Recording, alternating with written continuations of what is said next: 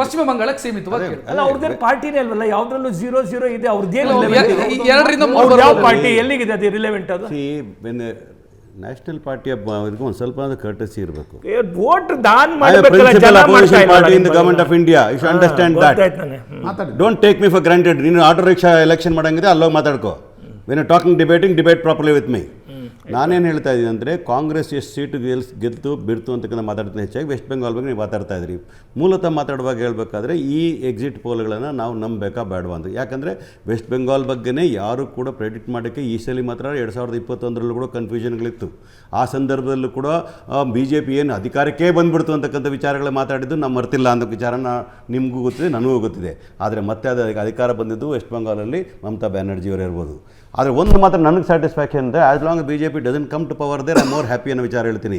ನಾನು ಹೇಳ್ತೀನಿ ideologically V accept. ಝೀರೋದಲ್ಲೇ ಇದ್ರೂ continue sir, everything is not number game. ನಾನು BJP ಅವನಲ್ಲ. ನಾವು ಚುನಾವಣೆಗಳನ್ನ, ಡೆಮಾಕ್ರಸಿನ ಕೇವಲ ಚುನಾವಣೆ ಗೆಲ್ಲಿಕ್ಕೋಸ್ಕರ ಇಟ್ಕೊಂಡವರಲ್ಲ. ಬರೆದಿಟ್ಕೊಳ್ಳಿ, ನಾವು ಹೇಳ್ತೀನಿ ಕೇಳಿ. ಗೆಲುವು ಸೋಲು ಅಂತಕ್ಕಂಥ ಎರಡನ್ನೂ ಕೂಡ ನಾವು ಸಮಾನವಾಗಿ ಸ್ವೀಕಾರ ಮಾಡ್ತಕ್ಕಂಥ ಔದಾರ್ಯ ಇರಬೇಕು ಡಿಬೇಟ್ ಮಾಡಬೇಕಾದ್ರೆ.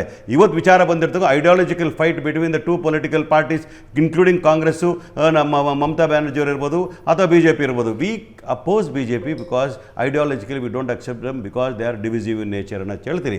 ವೆಸ್ಟ್ ಬೆಂಗಾಲ್ಗೆ ಬಂದಾಗ ಅವ್ರು ಏನು ಹೇಳ್ತಾರೆ ಗೊತ್ತಾ? ಅವರು ಲಾ ಆ್ಯಂಡ್ ಆರ್ಡರ್ ಬಗ್ಗೆ, ಜಂಗಲ್ ರಾಜ್ ಬಗ್ಗೆ ಎಲ್ಲ ಮಾತಾಡಿದ್ರಲ್ಲ, ಅಷ್ಟು ಟೆರಿಫೈ ಆಗಲಿಕ್ಕೆ ಕಾರಣ BJP ಅವರು. ಯಾಕಂದರೆ ಅಷ್ಟು ಕೋಮುವಾದವನ್ನು ಪ್ರತಿಪಾದನೆ ಮಾಡಕ್ಕೆ ಹೋಗಿದ್ದಾರೆ ಇದ್ದರೆ ಇದೇ BJP. ನಾನು ಮಾತಾಡಲಿಲ್ಲ ಸೆಂಟ್ರಲ್ಲಿ. ಕೋಮುವಾದ ಪ್ರತಿಪಾದನೆ ಮಾಡಿ ಒಂದು ಸಮಸ್ಯೆ ಅಲ್ಲ ಸರ್. ಸಂದೇಶ ಖಾಲಿಯಲ್ಲಿ ಏನಾಯಿತು ಅಂತ ಅವ್ರು ಪ್ರಸ್ತಾಪ ಮಾಡಿ ಅದು ಕೋಮುವಾದ. ಅದು ಮಾತ್ರ ಅಲ್ಲ, there are many issues they have taken up. ಇವಾಗ ಹೇಳ್ತೀನಿ ಕೇಳಿ. ಸುಪ್ರೀಂ ಕೋರ್ಟ್ ನಾಯಕರು ಚುನಾವಣೆ ಮಾಡದೆ ಡಿಸಿಪ್ಲಿನ್ ಇರ್ಬೇಕ್ರಿ. ನಾಯಕರು ಚುನಾವಣೆ ಮಾಡದೆ ನಿಕೋಬಾರ್ಗೆ ಹೋಗಿ ಕೂತಿದ್ರು. ನಾನು ಮಾತಾಡಿದ್ರೆ ಮಾತಾಡ್ರಿ, ಸ್ವಲ್ಪ ಡಿಸಿಪ್ಲಿನ್ ಇರಬೇಕು. ನಾನು ಹೇಳ್ತಾ ಇದ್ದೀನಿ ಕೇಳಿ. ಅಲ್ಲಿ ಮತದಾರರ ಪಟ್ಟಿಯ ವಿಚಾರ ಬಂದಾಗ ಮ್ಯಾಟ್ರ್ ಸುಪ್ರೀಂ ಕೋರ್ಟ್ಗೆ ಹೋಗ್ತದೆ. ಸುಮಾರು 30 ಲಕ್ಷ ಜನರನ್ನ ಸೇರಿಸ್ತಾರೆ. ಯಾಕೆ ಸೇರಿಸಿದ್ರು? ಅಂತ ತಪ್ಪು ಮಾಡಿದ್ರು ಅಂತ ಆಯ್ತಲ್ಲ ಅಲ್ಲಿಗೆ. Why did they included 30 lakh people? ಇನ್ನೂ ಅದರಲ್ಲಿ 90 ಲಕ್ಷ ಜನರದ್ದು ಮಿಸ್ ಆಯಿತು ಅಂತೇಳಿ. Is not A prime ಫೇಸಿ. It is supreme court has found A fault on them. Who is responsible for this? ಅಂದರೆ ಸಂವಿಧಾನಿಕವಾಗಿರ್ತಕ್ಕಂಥ ಇನ್ಸ್ಟಿಟ್ಯೂಷನ್ಗಳನ್ನ ಮಿಸ್ಯೂಸ್ ಮಾಡ್ತಕ್ಕಂಥದ್ದು ಕೂಡ ಘೋರ ಅಪರಾಧ ಅಂತ ಹೇಳ್ತಾ ಇದ್ದೀನಿ. ಅಂತ ಆ ರೀತಿ ಚುನಾವಣೆ ಗೆಲ್ತಕ್ಕಂಥ ಅವಶ್ಯಕತೆ ಕಾಂಗ್ರೆಸ್ಗಿಲ್ಲ ಅಂತ ಹೇಳ್ತಾ ಇದ್ದೀನಿ. ಐಡಿಯಾಲಜಿಕಲ್ಗಳು ಹೇಳಬೇಕಾದ್ರೆ ಅಲ್ಲೂ ಕೂಡ ಹಿಂದೂ ಮುಸ್ಲಿಂ ಅಂತ ಮಾಡ್ಲಿಕ್ಕೆ ಹೋದವ್ರು ಇವರೇ ಅನ್ನೋ ವಿಚಾರಗಳು ಹೇಳ್ತೀನಿ. ಆದರೆ ನಂಬರ್ ಬಂದಾಗ ಎಕ್ಸಿಟ್ ಪೋಲ್ ವಿಚಾರ ಬಂದಾಗ ನಾನು ಒಪ್ಪಲಿಕ್ಕೆ ಸಾಧ್ಯ ಇಲ್ಲ. ಮಮತಾ ಬ್ಯಾನರ್ಜಿ ಅಧಿಕಾರಕ್ಕೆ ಬರ್ತಾರೆ ಅಂತ ವಿಚಾರ ಹೇಳ್ತೀನಿ. BJPಗೆ ಅವ್ರು ಹೇಳಿರ್ತಕ್ಕಂಥ ಮುಕ್ಕಾಲ್ 77 ರಾಘವ್ ಶರ್ಮಾ ಅವರಿಂದ ಒಂದು ಕ್ವಿಕ್ ರಿಯಾಕ್ಷನ್ ಅನ್ನು ಪಡ್ಕೊಳ್ಬೇಕು. ರಾಘವ್ ಶರ್ಮಾ, ಈ ಅಂಡರ್ ಕರೆಂಟು, ಆಕ್ರೋಶದ ಅಲೆ, ಅಧಿಕಾರ ವಿರೋಧಿ ಅಲೆ ಇಂಥದ್ದು ಕಾಣಿಸ್ತಾ ಇತ್ತ ನಿಮಗೆ ಫೀಲ್ಡಿಗೆ ಹೋದಂತ ಸಂದರ್ಭದಲ್ಲಿ? ಕಲಿಸ್ತೀವಿ ಪಾಠ ಅಂತ. ಯಾಕಂತಂದ್ರೆ 90%ಗಿಂತ ಜಾಸ್ತಿ ವೋಟಿಂಗ್ ಆಗಿದೆ.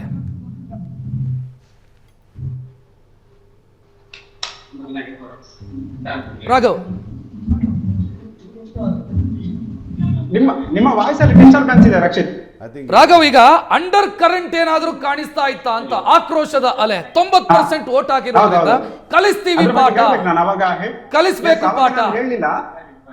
ಖಂಡಿತವಾಗಿ ಕೂಡ ಬಂಗಾಳದಲ್ಲಿ ಆಕ್ರೋಶದ ಅಲೆ ಕಾಣ್ತಾ ಇದೆ.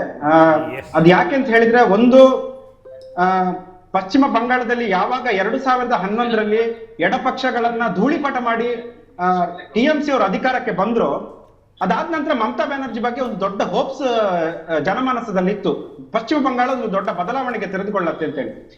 ಮಮತಾ ದೀದಿ ಅವರು ನಂದಿಗ್ರಾಮ ಮತ್ತೆ ಸಿಂಗೂರು ಹೋರಾಟ, ಅಂದ್ರೆ ಔದ್ಯಮಿಕ ಸಂಸ್ಥೆಗಳ ವಿರುದ್ಧ ಜಮೀನು ಸಂರಕ್ಷಣೆ ಮಾಡುವಂತ ಹೆಸರಲ್ಲಿ ಹೋರಾಟ ಮಾಡಿದವರು. ಆದ್ರೆ 15 ವರ್ಷಗಳಲ್ಲಿ ಎಷ್ಟು ಕಂಪನಿಗಳನ್ನ ಪಶ್ಚಿಮ ಬಂಗಾಳಕ್ಕೆ ತಂದಿದ್ದಾರೆ, ಎಷ್ಟು ಕಂಪನಿಗಳಿಂದ ಅಲ್ಲಿನ ಯುವಕರಿಗೆ ಉದ್ಯೋಗ ಸಿಗುವ ಹಾಗೆ ಮಾಡಿದ್ದಾರೆ ಅನ್ನುವಂತ ಪ್ರಶ್ನೆಯನ್ನ ಬಹುಮುಖ್ಯವಾಗಿ ಅಲ್ಲಿನ ಯುವಕರು, ವಿದ್ಯಾವಂತ ವರ್ಗ ಕೇಳ್ತಾ ಇದೆ. ಮತ್ತೆ ಅವರ ಫ್ಯಾಮಿಲಿ ಅವರು ಕೇಳ್ತಾ ಇದ್ದಾರೆ, ನಾವು ಬೇರೆ ರಾಜ್ಯಗಳಿಗೆ ಯಾಕೆ ಹೋಗ್ಬೇಕು ಅಂತ ಹೇಳಿ. ಒಂದು ಇಲ್ಲೇ ಉದ್ಯೋಗ ನಿರ್ಮಾಣ ಆಗಿ ಇಲ್ಲೇ ಕೆಲಸ ಮಾಡುವಂತ ವಾತಾವರಣ ಇರ್ತಿದ್ರೆ ನಾವು ವಲಸೆ ಹೋಗುವಂತ ಒಂದು ಪ್ರಶ್ನೆ ಯಾಕೆ ಎದುರಾಗುತ್ತೆ ಅಂತ. ಸೊ ಇದು ಮಮತಾ ಬ್ಯಾನರ್ಜಿ ಅವರಿಗೆ ಒಂದು ಕಷ್ಟ, ಬಹುಶಃ ಒಂದು ಸ್ವಲ್ಪ ಹಾನಿ ಮಾಡತ್ತೆ. ಸೊ ನಾನೀಗಾಗಲೇ ಹೇಳಿದಾಗೆ ಇನ್ನೊಂದು ಹಿಂಸಾಚಾರ, ಜನರು ಯಾಕೆ ಓಪನ್ ಅಪ್ ಆಗ್ತಿಲ್ಲ? ನಮಗೆ ಇಲ್ಲಿ ಮಾತನಾಡಲು ಪೂರಕವಾಗಿ ನಾವು ಓಪನ್ ಅಪ್ ಆಗಿ ಒಂದು ಡೆಮೋಕ್ರೆಟಿಕ್ ವೇ ಅಲ್ಲಿ ವಾಯ್ಸ್ ಅನ್ನ ರೈಸ್ ಮಾಡುವಂತ ಒಂದು ವಾತಾವರಣ ಇಲ್ಲ ಅಂತ. RG Kar hospital rape and murder case ಬಗ್ಗೆ ಜನ ಓಪನ್ ಅಪ್ ಆಗಿ ಮಾತಾಡೋದಿಲ್ಲ, ಬಹಳ ತೆರೆಮೆರೆಯಲ್ಲಿ ಮಾತಾಡ್ತಾರೆ. ಯಾಕೆ? ಟಿಎಂಸಿ ಗೂಂಡಾಗಳು ನಮಗೆ ಅಟ್ಯಾಕ್ ಮಾಡ್ಬೋದು ಅಂತ ಹೇಳಿ. ತಮ್ಮ ರಾಜಕೀಯ ಒಲವು ನಿಲುವುಗಳ ಬಗ್ಗೆ ಯಾಕೆ ಮಾತನಾಡುದಿಲ್ಲ? ಮಾತನಾಡುವಂತ ಒಂದು ಪೂರಕವಾದಂತ ವ್ಯವಸ್ಥೆ ಇಲ್ಲ. ಮಾತನಾಡಿದ್ರೆ ಗೊತ್ತು ಮಾಡ್ತಾರೆ. ನಾನು ಕರ್ನಾಟಕದಿಂದ ಬಂದಿದ್ದೇನೆ, ಬೆಂಗಳೂರಲ್ಲಿ ಪತ್ರಿಕೆಯಲ್ಲಿ ಪ್ರಕಟ ಆಗುತ್ತೆ, ಹೆದರ್ಬೇಡಿ, ನಿಮ್ಮ ಹೆಸರು ಹಾಕಿದ್ರೆ ಹೆದರ್ಬೇಡಿ ಅಂತ ಹೇಳಿದ್ರೆ ಜನ ಹೆಸರು ಹೇಳೋದಿಲ್ಲ, ನನ್ನ ಹೆಸರು ಹೇಳದೆ ಹಾಕಿ ಅಂತ ಹೇಳ್ತಾರೆ. ಆಯ್ತು, ಮಾತಾಡಿದವ್ರದ್ದು ಯಾರು ಓಪನ್ ಅಪ್ ಆಗಿ ಮಾತಾಡಿದ್ರು, ನಿಮ್ದೊಂದು ಫೋಟೋ ತೆಗೆದು ಹಾಕೋಣ ಅಂತ ಹೇಳಿದ್ರೆ ಫೋಟೋ ತೆಗಿಯಕ್ ಬಿಡಲ್ಲ. ಎಲ್ಲೋ ಅಪರೂಪಕ್ಕೆ ಕೆಲವರು ಫೋಟೋ ತೆಗಿಲಿಕ್ಕೆ ಬಿಟ್ಟವ್ರದ್ದು ಅವ್ರದ್ದು ಫೋಟೋ ನಾನು ಪ್ರಕಟ ಮಾಡ್ತೀನಿ ಪತ್ರಿಕೆಯಲ್ಲಿ. ಯಾಕೆ ಬಿಡ್ತಾ ಇಲ್ಲ? ಯಾಕಂದ್ರೆ ಬೇರೆ ನನಗೆ ಬಿಹಾರದಲ್ಲಿರ್ಬೋದು, ಉತ್ತರ ಪ್ರದೇಶದಲ್ಲಿರ್ಬೋದು, ಹರಿಯಾಣದಲ್ಲಿರ್ಬೋದು, ದೆಹಲಿಯಲ್ಲಿರ್ಬೋದು ಈ ರೀತಿಯಾದಂತಹ ವಾತಾವರಣ ನನಗೆ ಕಾಣಲಿಲ್ಲ. ಪಶ್ಚಿಮ ಬಂಗಾಳದಲ್ಲಿ ಯಾಕೆ ಬಂತು ಅನ್ನೋದು ಪ್ರಶ್ನೆ ಉದ್ಭವ ಆಗುತ್ತೆ. ಸೊ ಇದು ಆಂಟಿ ಇನ್ಕಂಬೆನ್ಸಿ ವಾತಾವರಣ ನಿರ್ಮಾಣ ಆಗ್ಲಿಕ್ಕೆ ಕಾರಣ ಆಗಿದೆ ಅಂತ ನನ್ಗನ್ಸುತ್ತೆ. Yes, thank you Raghav Sharma debate ಅಲ್ಲಿ ಭಾಗವಹಿಸಿದ್ದಕ್ಕೆ.